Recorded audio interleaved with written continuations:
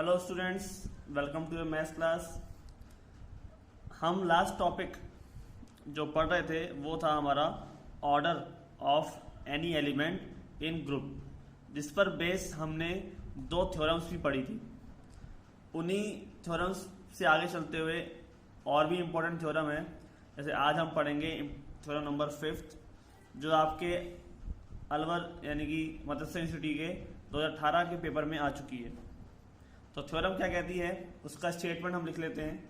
देखिए, स्टेटमेंट याद होगा हमें किसी भी थ्योरम का, तो ही आप उसका सॉल्यूशन करने की सोच सकते हैं। मतलब स्टेटमेंट आपको पहचाना हुआ होना चाहिए। ऐसा नहीं है कि स्टेटमेंट कभी पढ़ा ही नहीं, उसके बारे में आप जानते ही नहीं हो और आप कहो कि हम इसका सॉल्यूशन या इसका हम प्रूफ निकाल सकते हैं। ऐसा बिल्कुल भी नहीं। आपको पहले उस स्टेटमेंट को भी समझना होगा कि स्टेटमेंट क्या कह रहा है, राइट। ऐसा नहीं है कि आप रटना शुरू कर दें। मैं यह भी बता देता हूं कि रटने वाली कोई बात नहीं है। हर एक चीज में आपको समझा के चल दूंगा यहाँ पे। और भी कोई दिक्कत है आपको तो मैं आपको से कह ही चुका हूं कि आप मुझे पर्सनली मैसेज करके पूछ सकते हैं। आप लोगों के लिए हम ऑलवेज रेडी हैं समझाने के लिए, लेकिन उसके लिए आपको रेडी होना पड़ेगा, ठीक है। अगर आप सोचो कि आपको मेहनत नहीं करनी, सिर्फ हम लोग करें, तो फिर पॉसिबल नहीं है कि आपको अच्छी समझ में आए। तो आगे चलते हैं। ये थ्योरम कहती है हमें कि ग्रुप सी के अवयव ए की कोटि यदि ऑर्डर ऑफ ए से प्रदर्शित हो, ठीक है। कोई भी ग्रुप सी है, उसकी कोटि हमें दे रखी है, एलिमेंट उसका ए है, उसका ऑर्डर है, ऑर्डर ऑफ ए से हम बता रहे हैं। तो ये प्रूफ करना है कि order of x a x inverse, ठीक है, x a x inverse equal to order of a all of x belongs to G. एक काम करना, यहां पर आप सी ना करके इसको जी ही कर लो। ये मिसप्रिंट होगा शायद बुक में, क्योंकि ऐसा नहीं है कि एक एलिमेंट सी से है और दूसरा एलिमेंट जी से आ रहा है, तो नॉट पॉसिबल, वो दोनों जी से ही होंगे। तो हमारे पास इस तरह से है कि order of x a x inverse बराबर ऑर्डर ऑफ ए, एक्स भी जी में से है और ए भी जी में से आ रहा है, ठीक है। तो अब हम इसको प्रूफ करेंगे। प्रूफ करने से पहले मैं आपको कुछ चीज समझा देता हूं कि हमारे पास कैसे काम होगा। हम आपसे कहते हैं कि अगर किसी भी एलिमेंट का, if any element of G is a, किसी भी एलिमेंट ए के लिए जो जी का एलिमेंट है, हम कहते हैं कि ए की पावर एन इक्वल टू क्या है, ई है। यानी कि हम एन को, यानी कि ए को एन बार संक्रिया कराते हैं तो एन ई बार जाके हमको ई मिल जाता है। तो हम ऐसा कहेंगे आपसे कि order of a is less than equal to n, right. मतलब कि आप ये समझिए कि जो एन है ना, वो छोटे से छोटा नंबर है, ठीक है। हम एक बार उसको बताता हूं, एन कोई छोटे से छोटा धनात्मक पूर्णांक है। ये लिखते हैं हम, धनात्मक पूर्णांक है। तो देखिए, अगर किसी भी एलिमेंट का ऑर्डर ए एन से, मतलब कि एन टाइम करने पर, या फिर हम कहें कि वो नंबर जो छोटा छोटा नंबर है वो एन ही है, तब तो यहाँ पे क्या होगा, हम वो इक्वल की बात को मान लेंगे।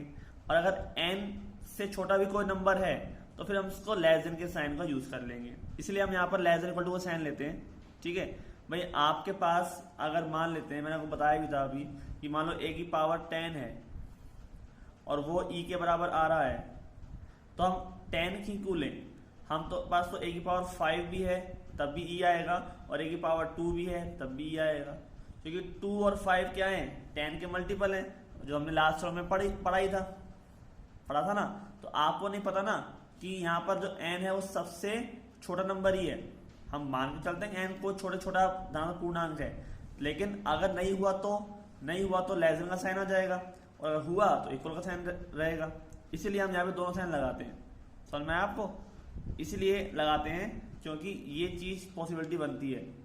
अगर 10 बार ए का संक्रिया कराने पर ई आता है तो 5वीं बार करने पर भी ई आएगा और दो बार करने पर भी ई आएगा, क्योंकि जो 10 है वो 5 और 2 से मल्टीपल में आता है।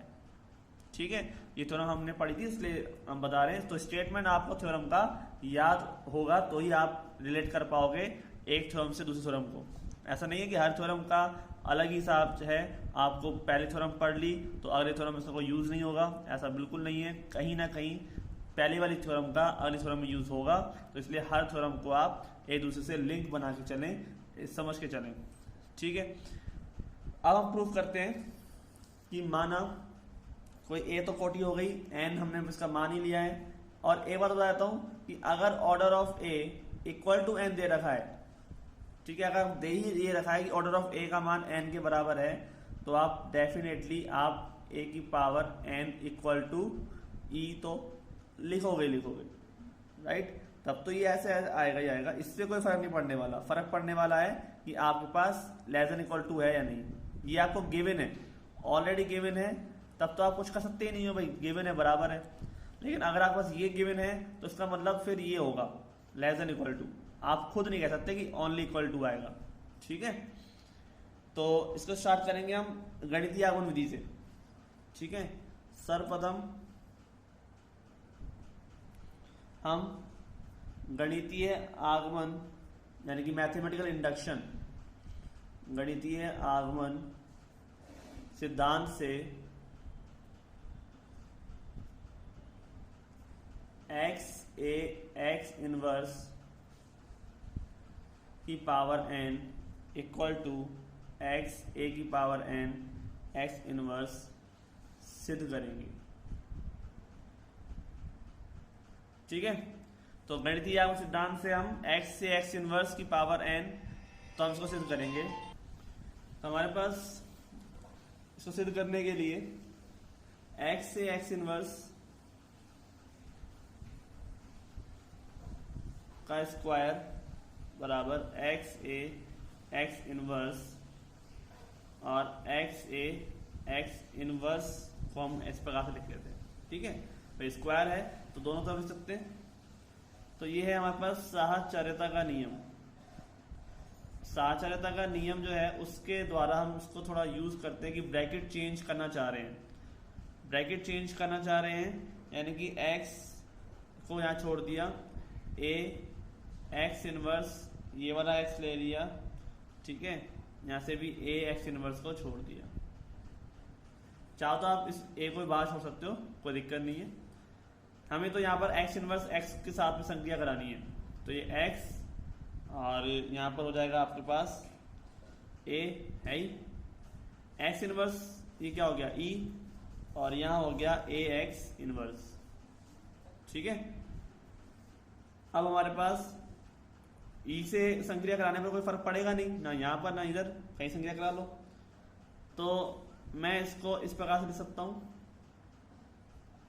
a x inverse.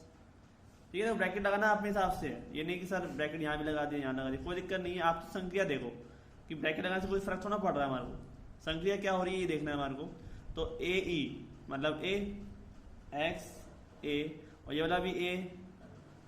ठीक है, तो इसका मतलब क्या हो गया x a square x inverse, मतलब यहाँ पर x है a है, x इनवर्स का स्क्वायर निकाल रहे हैं, दो बार मल्टीप्लाई कर रहे हैं, तो जो दो आया है वो कहाँ पर आया है, इसके पास आया है।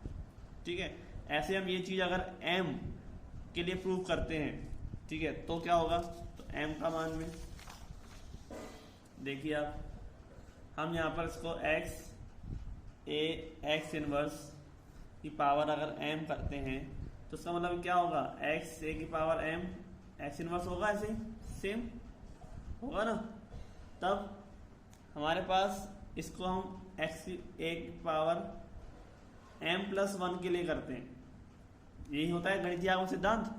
ठीक है, हम क्या करते हैं, इसको m+1 के लिए करते हैं, तो हमारे पास क्या हो जाएगा, x a x इनवर्स की पावर m और साथ में x a x इनवर्स की पावर 1। ठीक है।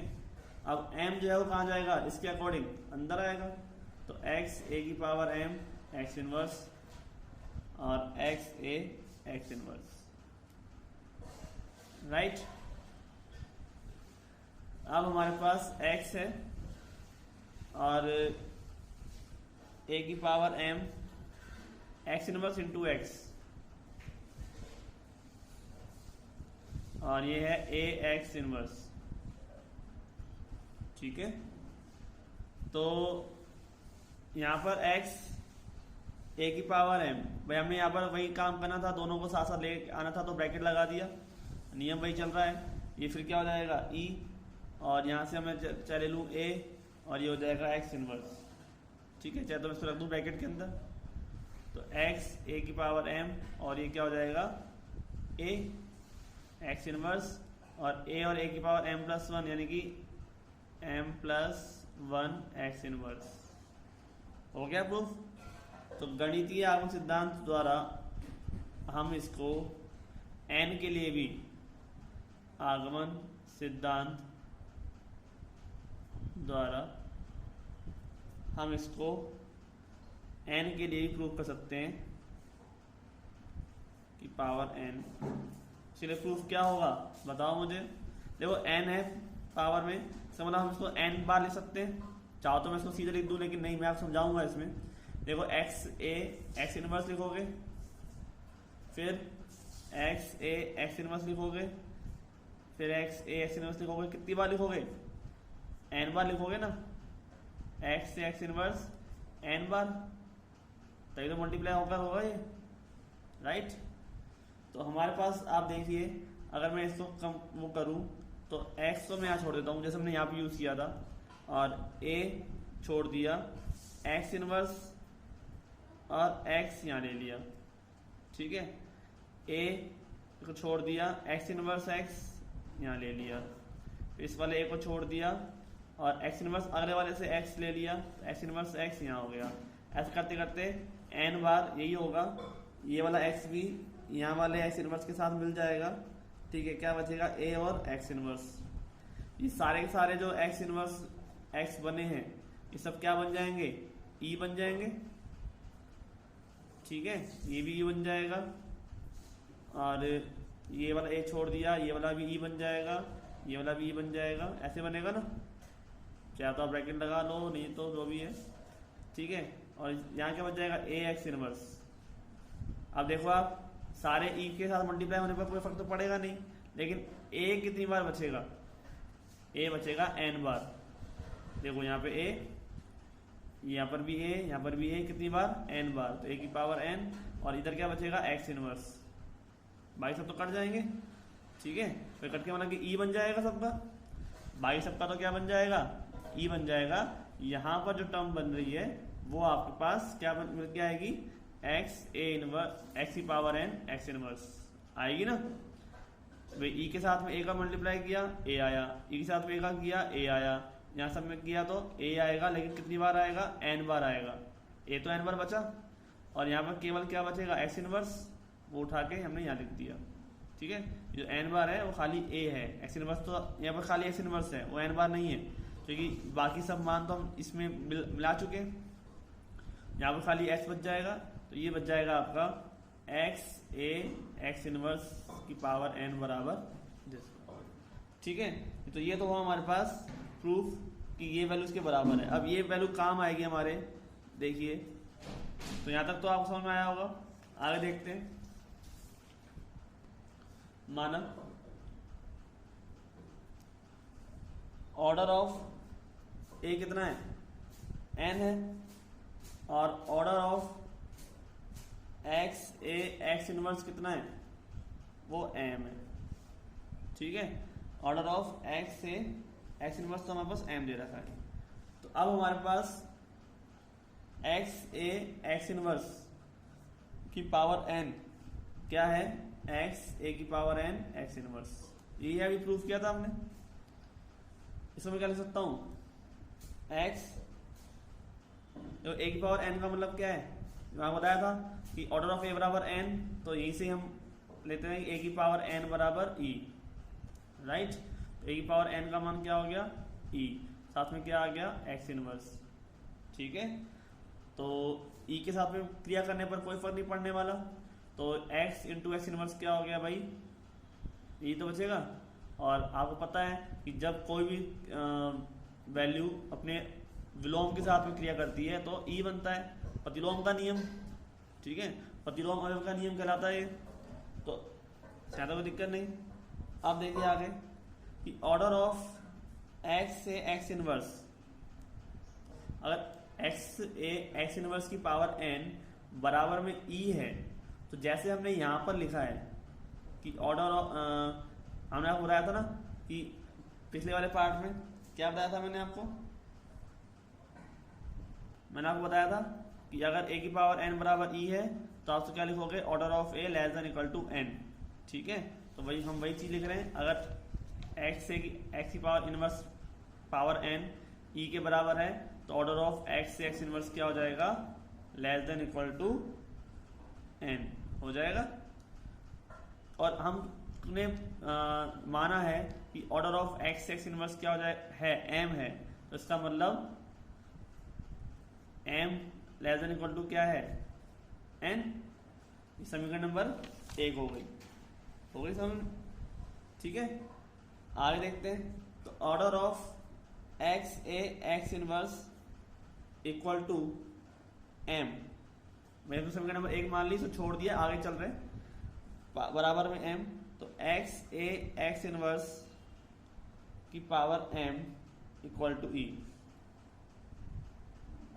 ठीक है, कोई दिक्कत नहीं, ई से चल रही है, पावर में एम आ जाएगा और ई आ जाएगा, सब चीजें वही है। आगे देखो, तो एक्स ए की पावर एम एक्स इनवर्स बराबर में ई, तो एक्स हम क्या कर रहे हैं, दोनों तरफ यानी कि इधर भी और इधर भी एक्स इनवर्स एक्स से मल्टीप्लाई कर रहे हैं। जो इधर एक्स इनवर्स एक्स से मल्टीप्लाई कर दिया, जिससे वैल्यू क्या बन गई ई, तो मल्टीप्लाई करने से कोई फर्क नहीं पड़ने वाला। मतलब कि मैं आपसे कहूं कि मैं एक को जोड़ रहा हूं और एक को घटा रहा हूं, तो उससे क्या फर्क पड़ने वाला है, एक जोड़ने और घटाने पर कोई फर्क नहीं पड़ेगा। तो सेम मैं इनवर्स और एक्स दोनों को मल्टीप्लाई कर रहा हूं तो कोई फर्क नहीं पड़ेगा, लेकिन हमारा काम जरूर हो जाएगा। इससे क्या हो जाएगा, देखो फर्क यहाँ पर ये होगा कि हम एक्स इनवर्स एक्स का पेयर बना सकते हैं। ठीक है, और यहाँ पर भी हम एक्स इनवर्स एक्स का पेयर बना सकते हैं। यहाँ पर ये जो टर्म है आपके पास इस तरह से बन जाएगी, एक्स इनवर्स एक्स क्या होगा ई, और ए की पावर एम, और ये भी क्या हो जाएगा ई हो जाएगा, और ये भी क्या हो जाएगा ई। क्यों, क्योंकि एक्स इनवर्स एक्स साथ क्या होगा ई, और ई इंटू ई क्या होता है ई होता है। और यहाँ पर भी सब वैल्यू ई से मल्टीप्लाई होने पर कोई फर्क नहीं पड़ेगा, ए की पावर एम का ए की पावर एम रहेगा, और इक्वल टू में क्या आ जाएगा ई आ जाएगा ना। जब आप मल्टीप्लाई कर रहे हो और ई आ रहा है तो इसका मतलब order of a less than equal to क्या है, इसका मतलब क्या है, order of a less than equal to M.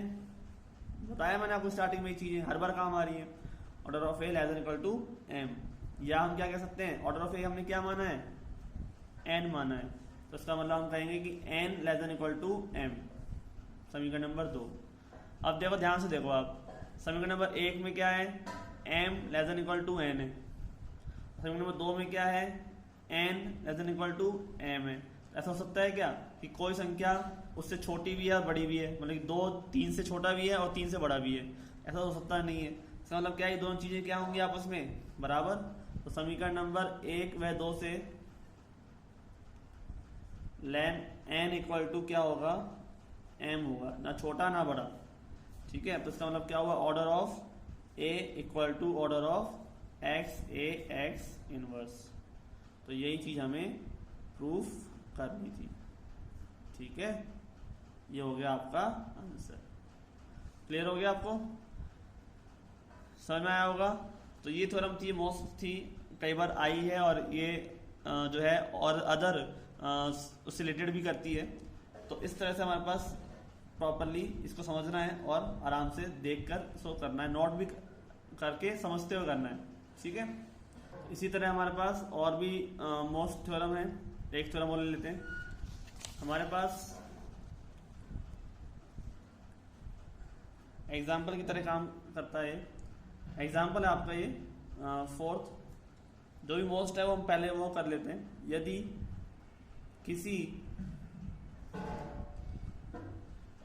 Group G के अवयव A की कोटि, अवयव A की कोटि स्मॉल n है, तो सिद्ध कीजिए कि A की पावर P की कोटि भी n होगी यदि P तथा n सापेक्षिक अभाज्य हैं, सापेक्षिक अभाज्य हैं। ठीक है, आपके पास ये एक तरह से सवाल का भी काम करेगा। देखिए आप G के अवयव कोटि, अवयव AS कोटि n है और हमें सिद्ध करना है कि A की पावर P की कोटि भी क्या होगी, n होगी। अगर P और n कैसे हैं, सापेक्षिक अभाज्य, मतलब एक दूसरे से को प्राइम है और उसमें आपको कहते हैं कि SCF यानी कि उसका जो GCD आता है वो एक होता है। ठीक है, आपको मैं एग्जांपल देता हूँ कि मान लेते हैं अगर ऑर्डर ऑफ A बराबर मान लो 5 है, ठीक है, तो A की पावर हम कह सकते हैं कि 3 का ऑर्डर भी क्या होगा, 5 होगा। क्यों होगी A की पावर, क्योंकि यहाँ पर 1 और जो 3 है, ठीक है, वो कैसे हैं, रिलेटिव प्राइम है।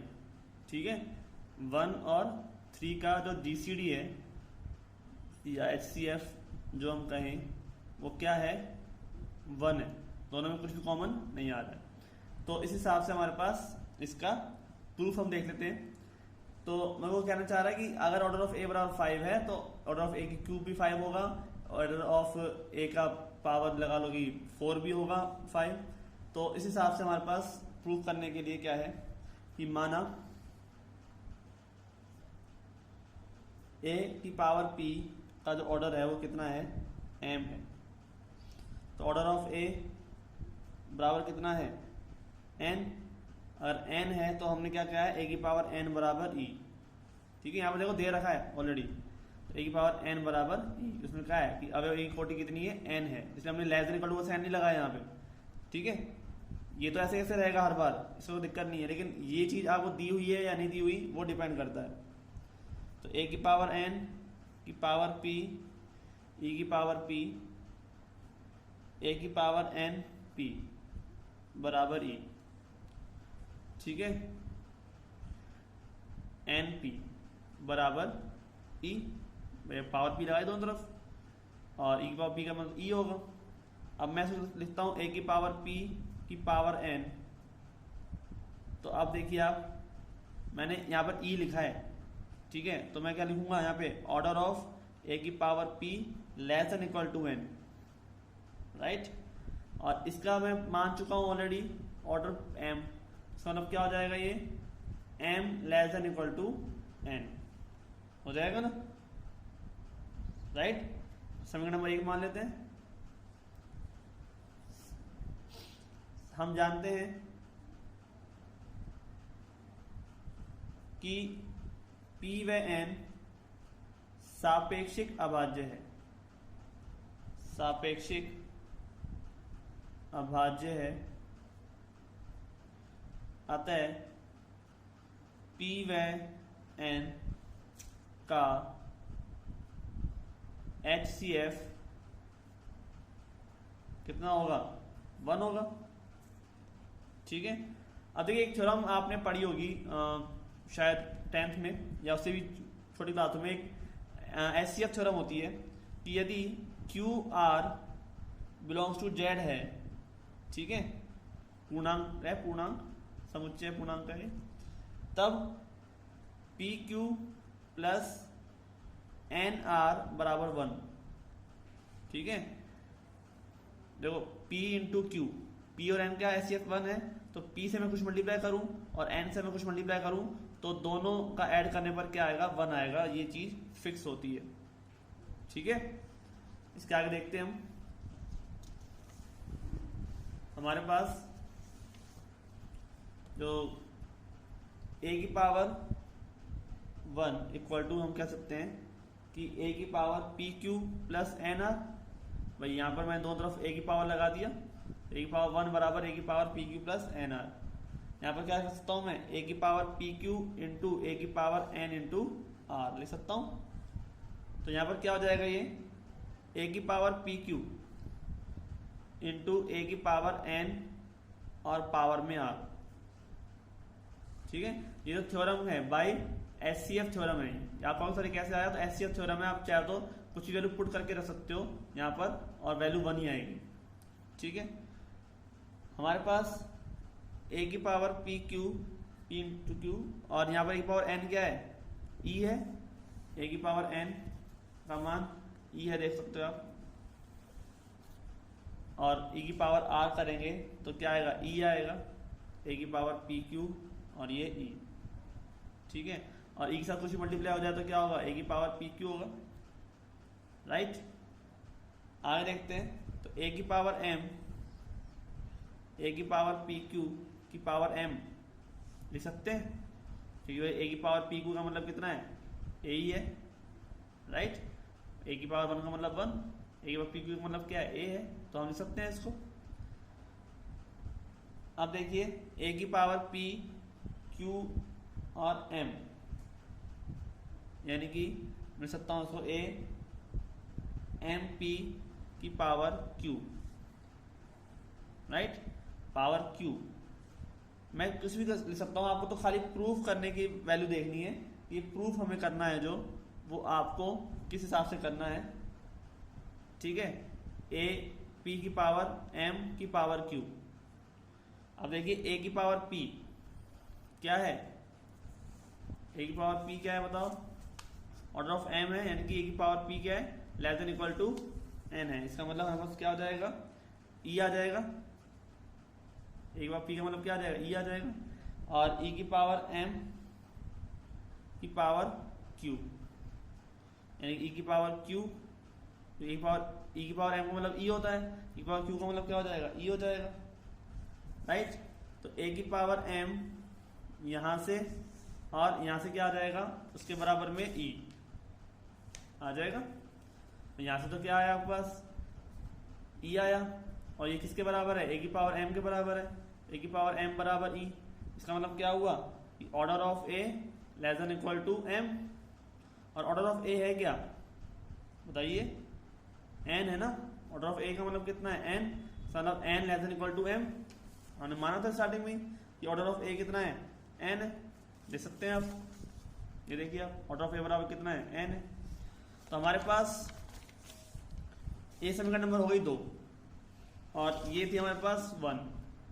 तो 1 और 2 से वही चीज हुई जो पहले मैंने पढ़ा था कि m का मान n से छोटा है या बराबर है। यहाँ पर क्या है, n का मान m से छोटा है। दोनों से हम क्या लिखेंगे, समीकरण नंबर 1 व 2 से, कि दोनों वैल्यू कैसी हैं, बराबर है। इसका मतलब हम कहेंगे आपसे कि ऑर्डर ऑफ a बराबर ऑर्डर ऑफ a की पावर p। राइट, तो m का मान कितना है, ऑर्डर ऑफ a की पावर p, और n कितना है, ऑर्डर ऑफ a। ठीक है, तो कहीं कोई दिक्कत हो पूछ सकते हैं। यहाँ पर जो हमने ये काम किया है वो सिर्फ और सिर्फ वैल्यू e के लिए लेके आने के लिए किया है।